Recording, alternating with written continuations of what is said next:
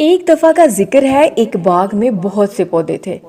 ان میں ایک خوبصورت گلاب کا پودا بھی تھا۔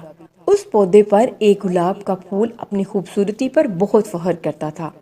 اسی پودے کے سامنے ایک کیکٹس کا پودا بھی تھا۔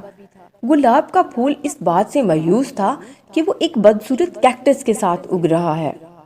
روز گلاب کیکٹس کی شکل پر طنز کرتا اور کہتا کہ تم کتنے بدصورت ہو، لیکن بیچارہ کیکٹس خاموش رہتا تھا۔ باغ کے دوسرے پودے گلاب کو کیکٹس کو تنگ کرنے سے روکنے کی بہت کوشش کرتے، لیکن گلاب اپنی خوبصورتی کے نشے میں اتنا مگن تھا کہ وہ کسی کی نہ سنتا۔ ایک دفعہ گرمی کے موسم میں باغ کا کنواں سوکھ گیا اور پودوں کے لیے پانی ختم ہو گیا۔ گلاب آہستہ آہستہ مرجھانے لگا۔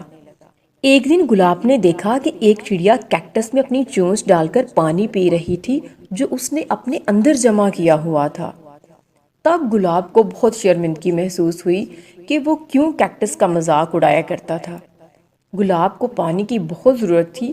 وہ شرمندہ شرمندہ کیکٹس کے پاس گیا اور اس نے کیکٹس سے پانی مانگا۔